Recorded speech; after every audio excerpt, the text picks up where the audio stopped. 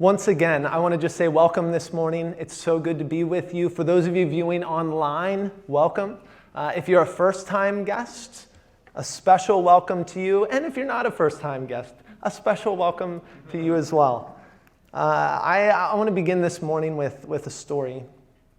When I was in high school, one of my jobs was to serve as a waiter in kind of a high-end retirement community.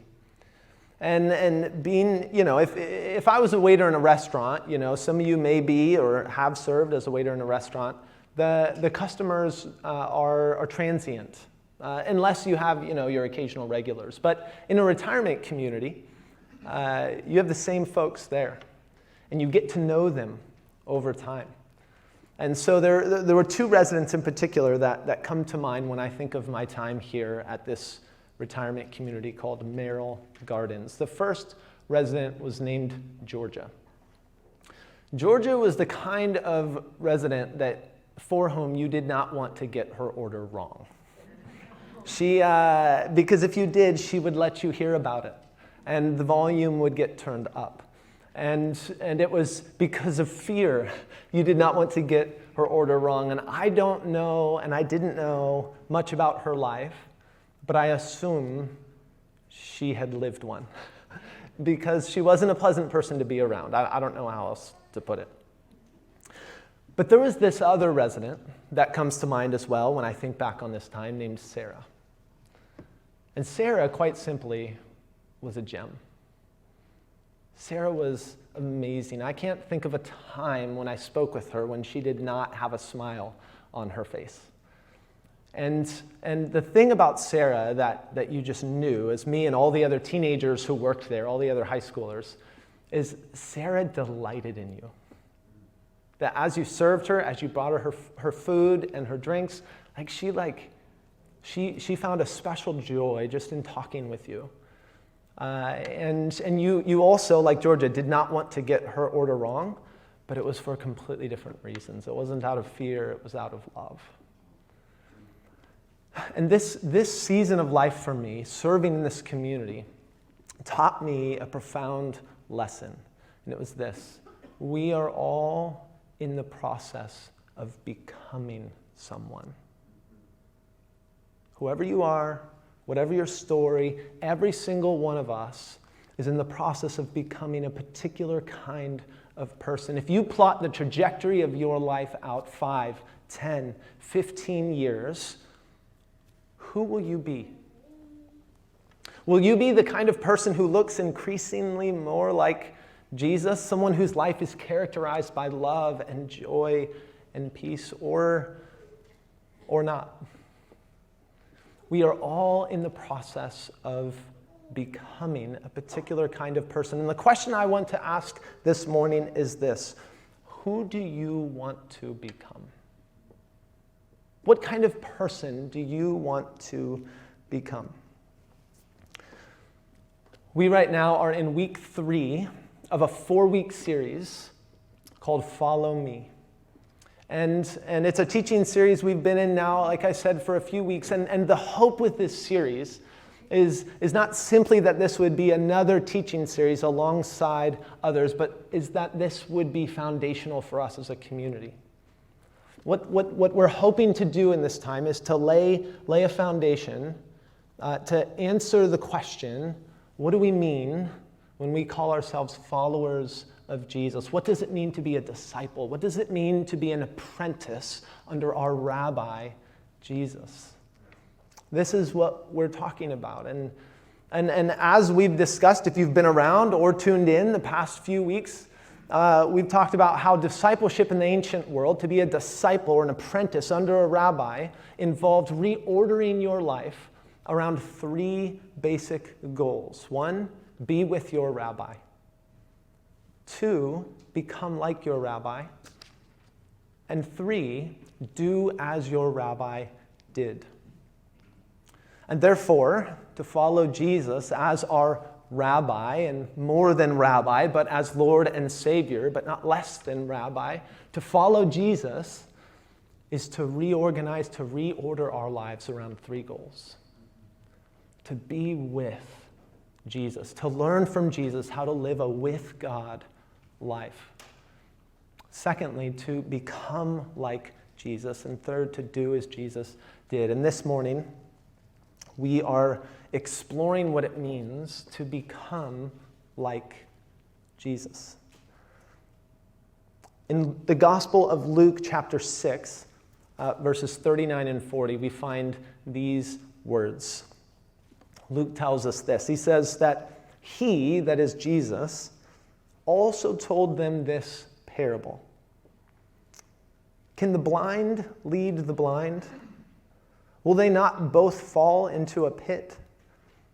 Jesus here is giving a little jab to the Pharisees, a group of folks who often criticized him. Will they not both fall into a pit? The student is not above the teacher. In other words, a disciple, an apprentice, is not above, is not greater than his rabbi. But everyone who is fully trained will be like their teacher. In other words, your goal as a disciple of mine, as an apprentice under me, is to increasingly become more and more like me.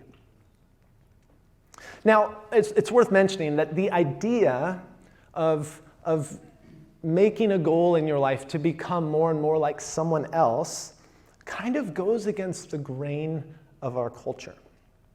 Because, let's be honest, we live in a culture that tells us that your purpose in life is not to become like someone else, but rather to search deep within your own heart and discover who you truly are.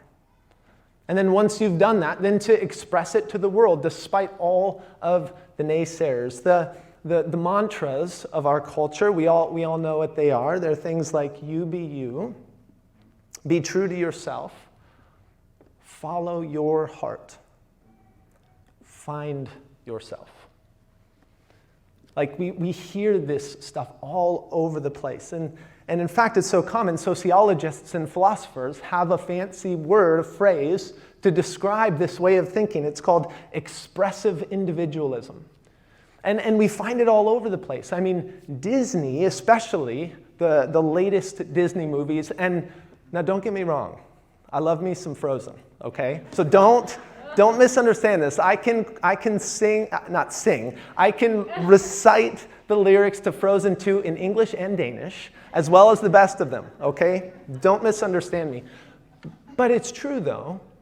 You watch at least some of the most recent Disney movies, and this is the basic story that's told. You have a protagonist, typically a young woman, who in some way is oppressed or repressed by authority figures in her life, often parents or some sort of authority, a villain. And then the adventure begins. The quest starts. And it's a quest fundamentally of finding one's true identity, discovering who one truly is. And by the end of the movie, at the apex, at the pinnacle of the story, you have this incredible discovery. This is who I am. And they sing it to the world. This is expressive individualism. Again, I'm not bashing Disney. Don't go away thinking, oh, Michael hates Disney. No, but we have to be aware that this is a story that we're told over and over again. And in contrast to this, Jesus stands and he says, come and follow me. Come and make it your life goal to become increasingly like me. We find this language all throughout the New Testament. Just a few examples. In Romans 8:29, we are called to be conformed to the image of God's Son. Philippians 2:5, Paul writes, have the same mindset or attitude as Christ Jesus. 2 Corinthians 3:18, the process is described as being transformed into his, that is, Jesus's image. 1 John 1:6, whoever claims to live in him must what? Live as Jesus did. All throughout the New Testament, we find this basic invitation, which is to make it a life goal to become more and more like Jesus. The goal of the Christian life is to become like Jesus. And the beautiful thing about this invitation is that as we become more like Jesus, we then become more ourselves. Jesus puts it this way. He said, if you try to find your life, you'll lose it. But if you lose your life, if you give everything away and lose your life for me and for the gospel, you'll find it. Dallas Willard, the great late spiritual writer, described the process in this way. And I mention this because it's hard to think, like, what does it mean to become like Jesus? Like, some of you are like, I'm not a man, I'm a woman.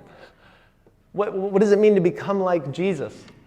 A first century Middle Eastern brown-skinned man, like, what does this mean exactly? Well, what it means is not to become like Jesus physically, but in your character.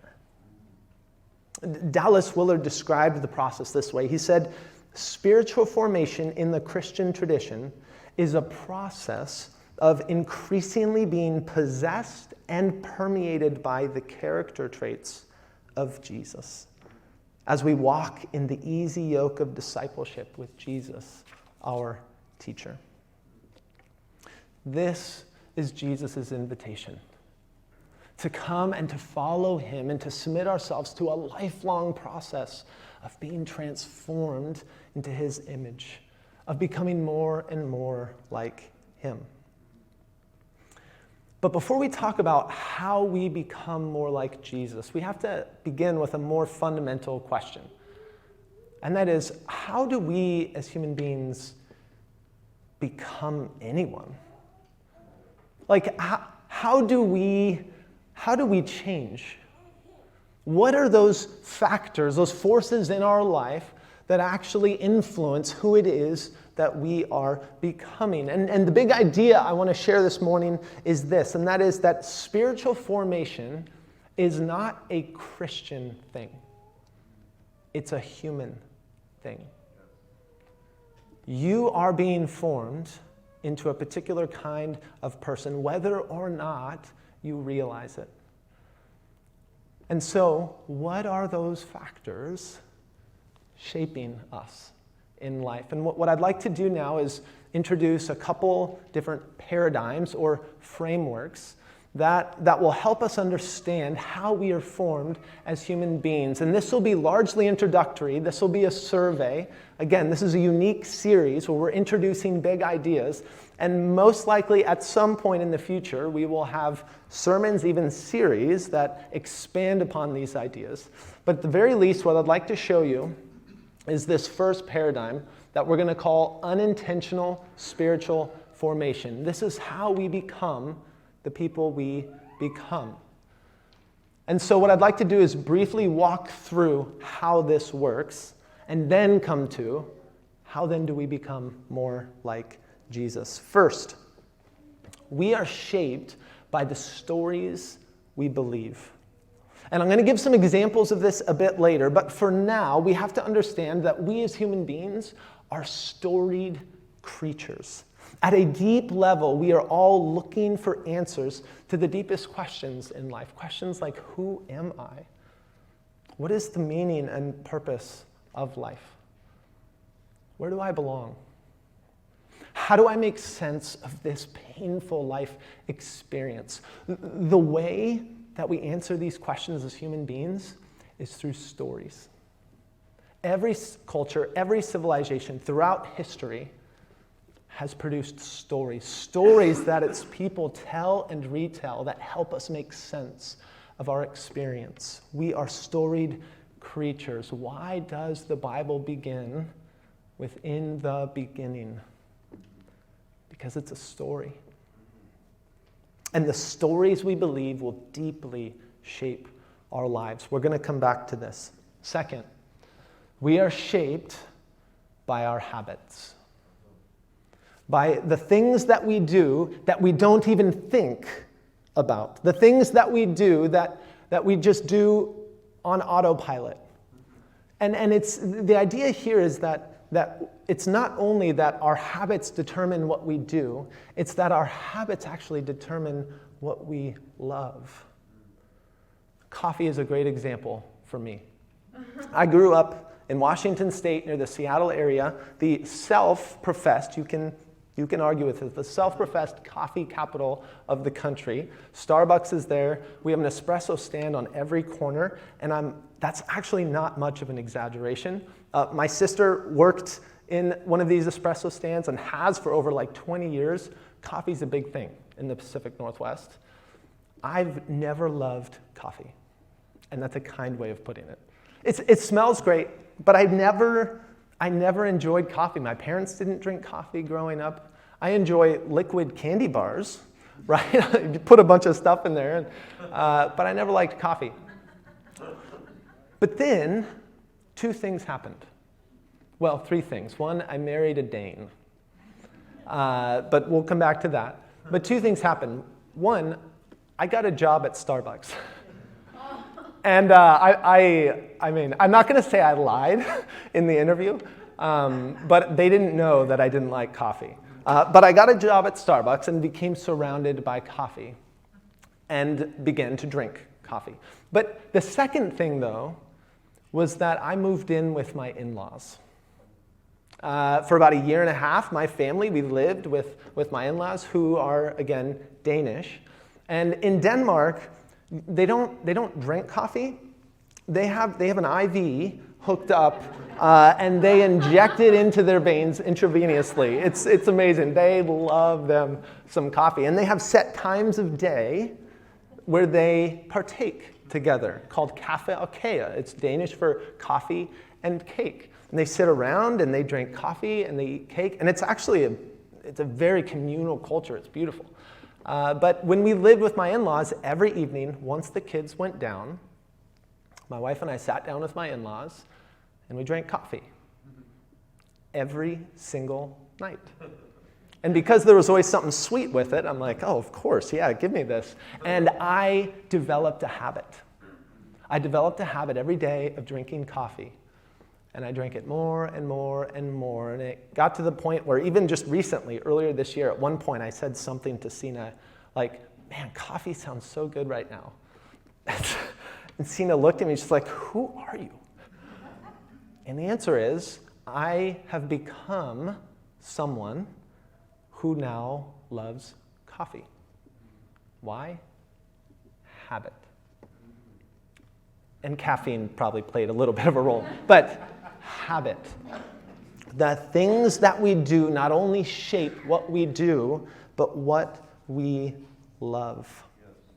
And the reality is, and we all know this can be a good thing in life, and this can also be an incredibly destructive thing, depending upon what it is.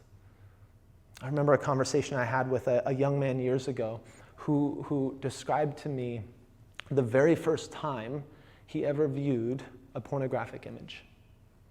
And he was in the 5th grade. And he remembered it vividly. And then that led to another incident, which led to another incident. And eventually, a habit began, which became a snowball that got bigger and bigger and bigger and led to ruin in his life. The habits that we form are so powerful, and they shape not simply what we do, but what we love. We are shaped by the stories we believe, by the habits that we form, and then third, we're shaped by our relationships. And I think most of us know this intuitively. You hang out with a group of people long enough, and you will begin talking like them.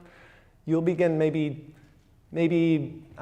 using the same kind of humor that they use, thinking like them. In fact, psychologists have a word to describe this phenomenon. It's called mirroring.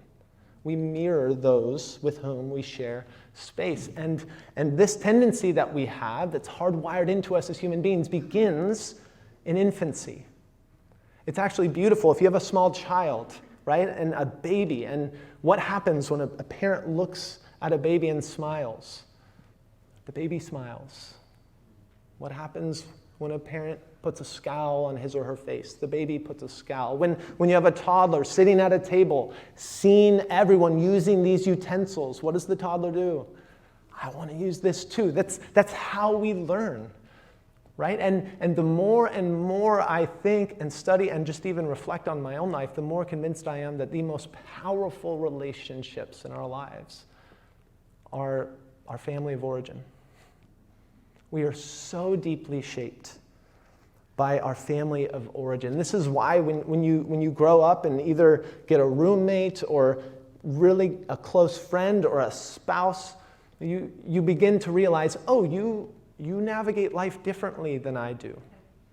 Oh, you deal with conflict a lot differently than I do. You spend money, you manage your emotions, you celebrate holidays a lot differently than I do, because so much of what has shaped us has simply been inherited from our family of origin. We are so deeply shaped by the stories we believe, the habits we form, and the relationships in our lives. And all of this takes place within a particular environment. Ours is 21st century Monmouth County. In 21st century Monmouth County, there are stories, there are habits, and there are relationships that shape us. And it's as if these forces conspire together with a sort of synergistic energy to form you into a particular kind of person. And here's the thing about this process. All you have to do in order for this to happen is just wake up tomorrow morning. It's not a question as to whether or not you are being formed or will be formed. The question is, who is it that you are being formed into? And this process happens over time, slowly, and it happens through experiences. I heard a story of a young woman a number of years ago named Becky. Becky grew up in a home where she had an extremely emotionally distant father. And he just in many ways just was not there for her, not present. And as she shared her story, she shared how one of her favorite things growing up was watching football with her dad. Because it was a time, it was a moment where in some way she felt close to him. See, more than anything, she wanted affirmation from him. She wanted love from him. And yet, she did not get it. And so this hole began to grow in her life. And she began to make sense of this experience by telling herself stories. And the one that won the day for her was the story that went something like this.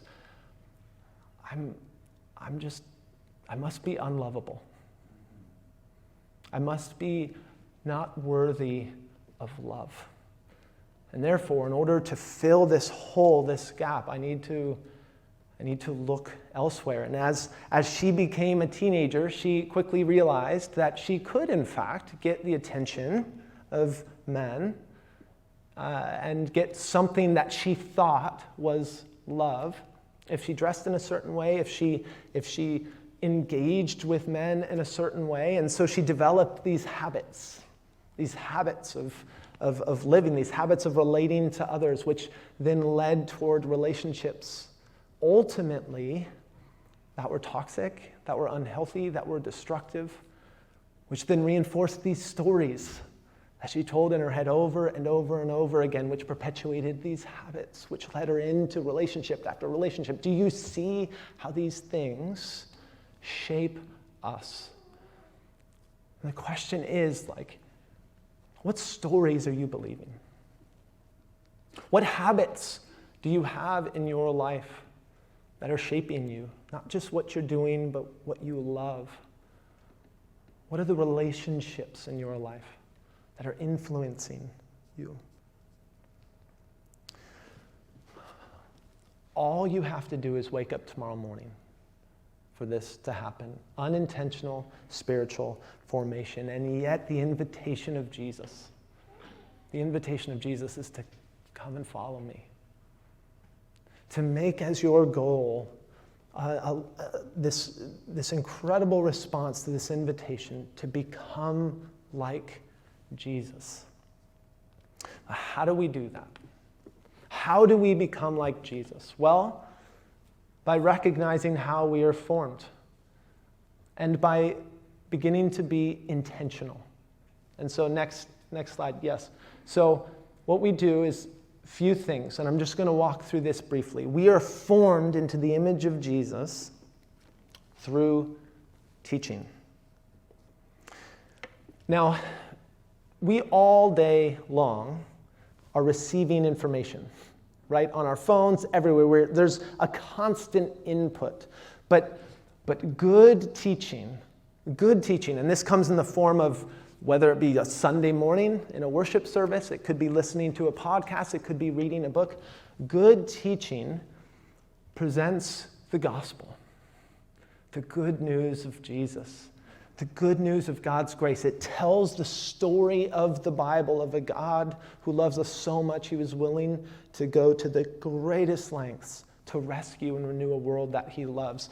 Good teaching doesn't just provide information.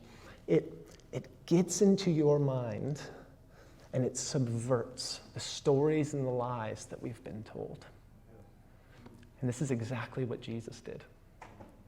You watch Jesus as he went about his ministry with his disciples, and there were times when Jesus did give just plain moral teaching, like don't do this, do this. But the vast majority of the time, Jesus' teaching was simply telling stories. He was simply saying and naming the way reality actually is. And so he'd say things like, blessed are the poor in spirit. Theirs is the kingdom of heaven. He's not telling you to do anything. He's just saying, this is the way things are. He would say things like if you want to be first, you have to become last. If you want to find your life, you have to lose it. He would tell these stories about the kingdom in a way that were designed to get into our minds and subvert and challenge the lies and the false stories that we believe. We become like Jesus through teaching. Secondly, we become like Jesus through our habits, or rather, practice. Now, throughout the history of the church, there have been different ways of describing what I simply have here as practice. These practices have been described as spiritual disciplines in the past, holy habits. But the idea is that the things that we do actually contribute to who we become. And the important idea here is that becoming like Jesus is not a matter of trying really hard. Have you ever, just in the moment, tried really, really hard to be patient when your mind is just about to explode? You can fake it, and there's value in that. Don't get me wrong. As a parent, there are times I have to pretend like I'm patient right now, and that's so valuable. But that's different than actually becoming a more patient person. See, becoming like Jesus is not a matter of trying, it's a matter of training. And a great analogy for this is a marathon, running a marathon. I've heard, we've got a couple folks in the park community here who have very recently run a marathon. If you've ever run a marathon, Dave, I'm looking at you, raise your hand. We have any okay. We've got some marathon runners here. I'll put that on the list of things I'll never, ever, ever, ever do. But I'm grateful some people do it. But let's just say in a fantasy world, let's say I decided I want to run a marathon. How would I do that? Would I wake up one morning and just be like, well, I'm running a marathon today? Would it be possible? What if I said, you know what, I'm going to try really, really hard to run a marathon today? You know what, I'm going to pray. I'm going to get on my knees. God, I just fill me with the strength. And would that be possible? No. What would happen? I would probably end up in the emergency room. I would injure myself pretty badly because that's not how it works. If I want to run a marathon, what do? I don't try really hard to do it. I train. I get a regiment figured out, and I begin with running 1 mile once a month or two. And then once I've recovered, I maybe add like a few yards. But the idea is I begin training, and I slowly add more and more and more until a day would come, and I think it would come, where I would become the kind of person, not for whom running a marathon would be easy. I don't think that would ever be the case, but someone for whom running a marathon would be well within my capacity. If you want to become like Jesus, he invites us to train under his apprenticeship. He invites us to a way of life of replacing old habits and practices with new. Practices that increase our awareness of his presence and grace in our lives. This is precisely what Jesus did with his disciples. He walked around with them, he traveled around with them, and they watched him, and they saw the way that he prayed. He often withdrew to lonely places and prayed. He had the most intimate relationship with the Father, and to the point where his disciples at one point were like, Jesus, you got to teach us how to pray.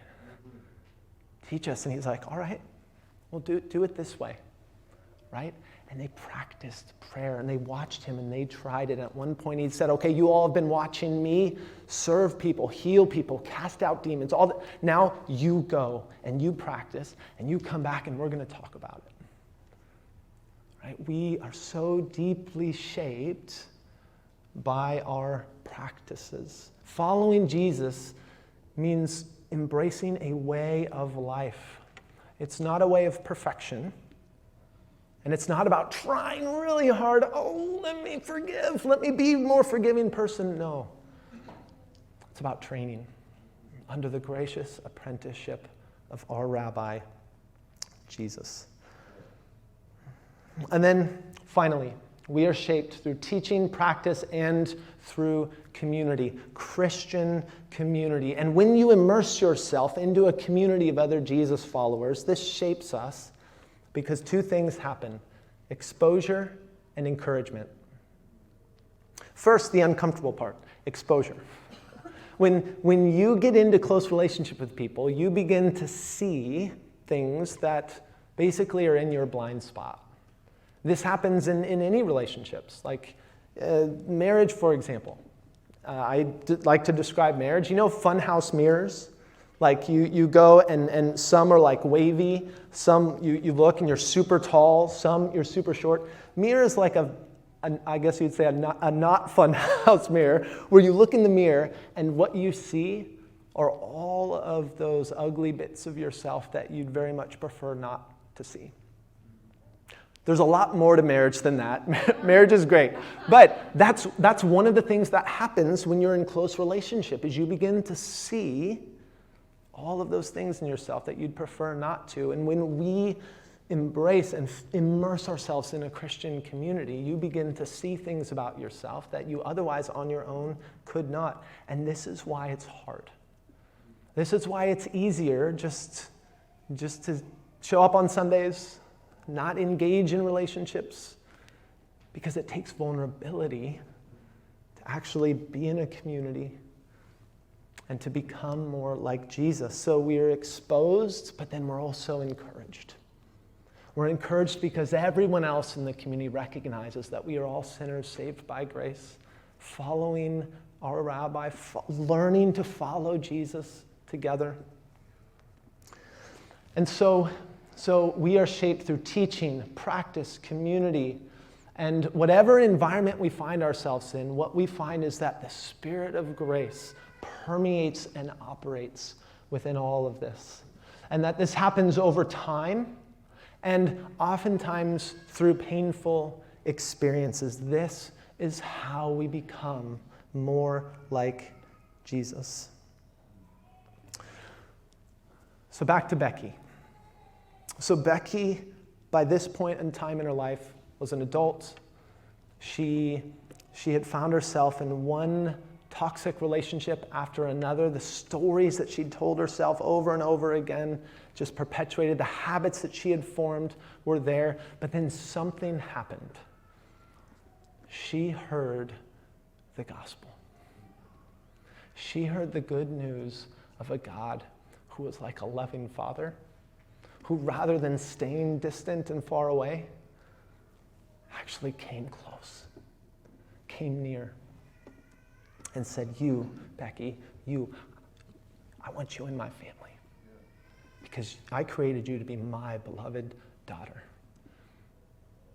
And so she believed the gospel. And she began to hear the one true story of the world as a story that began to subvert all of the lies and false stories she had believed.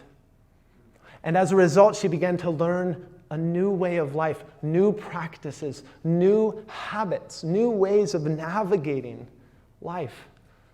And she did that in the context of a community of fellow followers of Jesus.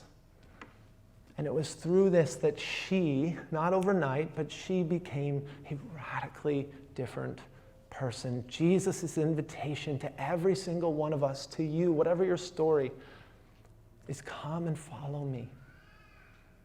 Come and become like me. Now, I want to end this morning with a question. But before I do, I just want to say this. Change is possible, but it's not inevitable. And so you might be thinking, Michael, you don't understand the kind of childhood I had. You don't understand. Or Michael, you don't know how deep the addiction runs. Or Michael, you don't know me. I'm a very difficult person. I don't like to change. Change is possible, but it's not inevitable. And so I want to end with just this one question. What's one step Jesus might be asking you to take today in becoming more like him? It might be in the area of teaching. Maybe even deciding, you know what, I'm going to make just showing up here on Sunday mornings a priority, no matter what. Like every Sunday, I'm going to be here. Maybe it's in the area of habits, and there's a habit that you've developed that is wreaking havoc. And Jesus is saying, you know what, we need to replace that. And maybe you need to confess or share with someone. Or maybe it's in the realm of Christian community. And here at Park, the constant invitation is to come and get engaged in our community groups. These are the spaces where we learn to follow Jesus together. I don't know what it looks like for you, but the question is, what's one step Jesus might be asking you to take in becoming more like him? Pray with me. Father, we pause now. And we thank you for the fact that you have sent your Son, Jesus. Jesus, we thank you for your invitation to follow you. It's an invitation into relationship, and it's an invitation into a lifelong process of transformation, of becoming more and more like you. Thank you that even this process is permeated by your grace. That it's not about our trying harder, but training under your grace-filled apprenticeship. God, may we as a community look more and more like you. Shape us, change us, humble us, and make clear what the next step for each of us individually might be this morning. We love you, Father, because you first loved us, and we pray in your Son's name and by your Spirit. Amen.